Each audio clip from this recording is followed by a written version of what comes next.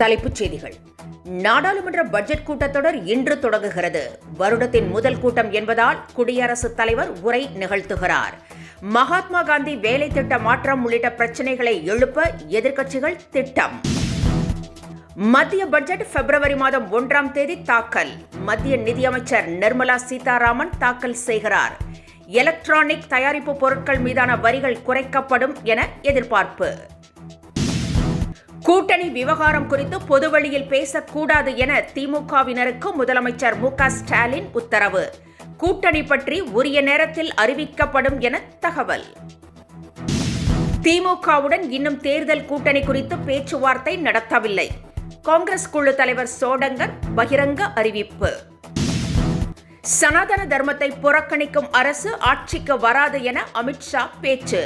பாஜகவின் முக்கிய முடிவு இந்தியாவின் கலாச்சாரம் மற்றும் ஆன்மீகத்தை பாதுகாத்துள்ளது எனவும் பெருமிதம். இனி விரிவான செய்திகள். நாடாளுமன்ற பட்ஜெட் கூட்டத்தொடர் இன்று தொடங்குகிறது. வருடத்தின் முதல் கூட்டம் என்பதால் குடியரசுத் தலைவர் திரௌபதி முர்மு உரை நிகழ்த்துகிறார். குடியரசுத் தலைவர் உரை மீது விவாதம் நடைபெற்று பிரதமர் நரேந்திர மோடி பதிலளிக்க உள்ளார். இந்த தொடரை ஏப்ரல் மாதம் வரை 2 அமர்வுகளாக நடத்த திட்டமிடப்பட்டுள்ளது. நடப்பு நிதியாண்டிற்காக மத்திய பட்ஜெட்டை மத்திய நிதி அமைச்சர் நிர்மலா சீதாராமன் பிப்ரவரி 1ஆம் தேதி தாக்கல் செய்கிறார். அன்றைய தினமே பொது பட்ஜெட், வேளாண் பட்ஜெட் இரண்டுமே தாக்கல் செய்யப்படுகிறது. தமிழகம், கேரளா, மேற்கு வங்கம் உள்ளிட்ட மாநிலங்களில் தேர்தல் நடைபெற உள்ளதால் அந்த மாநிலங்களுக்கு சிறப்பு அறிவிப்புகள் வரும் என்று எதிர்பார்க்கப்படுகிறது. இதனிடையே அனைத்து கட்சிகளின் பட்ஜெட் கருத்து கேட்பு கூட்டத்தில் தொடரை அமைதியாக நடத்த மத்திய அரசு கேட்டுக்கொண்டது குறிப்பிடத்தக்கது. சனாதனத்தை புறக்கணிக்கும் அரசு ஆட்சிக்கு வராது என்று மத்திய உள்துறை அமைச்சர் அமித்ஷா தெரிவித்திருக்கிறார். குஜராத்தில் பேசிய அவர், முத்தலாக் போன்ற பாஜக அரசின் முக்கிய முடிவுகள் இந்தியாவின் கலாச்சாரம் மற்றும் ஆன்மீகத்தை பிரதிபலிக்கிறது. எனவே சனாதன தர்மத்தின் மதிப்புகளை பாதுகாக்க வேண்டும் என்று கேட்டுக்கொண்டுள்ளார். மேலும் சனாதனத்தை புறக்கணிக்கும் அரசு மீண்டும் ஒருபோதும் ஆட்சிக்கு வராது என்றும் அமித்ஷா கூறியுள்ளார்.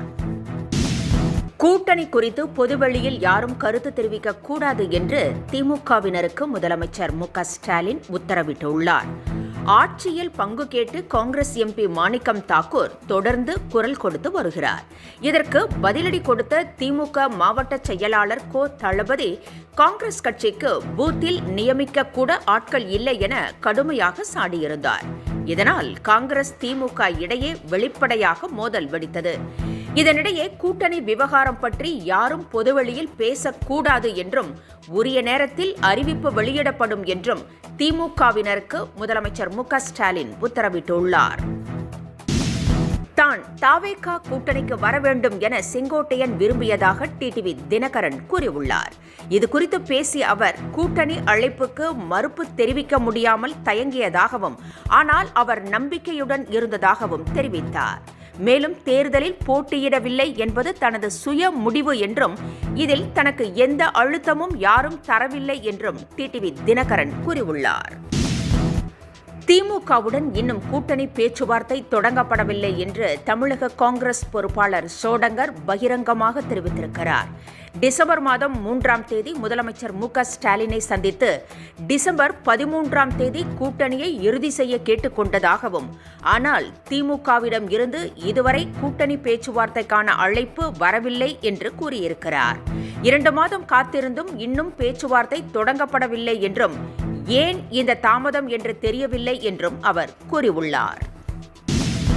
மத்திய பட்ஜெட் வரும் 1ஆம் தேதி தாக்கல் செய்யப்பட உள்ள நிலையில் அது தொடர்பாக வழக்கமாக நடைபெறும் அல்வா தயாரிக்கும் நிகழ்ச்சி நடைபெற்றது. இதில் மத்திய நிதியமைச்சர் நிர்மலா சீதாராமன் கலந்து கொண்டார். ஒவ்வொரு ஆண்டும் பட்ஜெட் தாக்கலுக்கு முன்னதாக அல்வா பரிமாறுவது வழக்கம். இது முடிந்ததும் பட்ஜெட் ரகசியங்களை பாதுகாக்கும் நோக்கில் அதிகாரிகள் தனிமைப்படுத்தப்படுவார்கள்.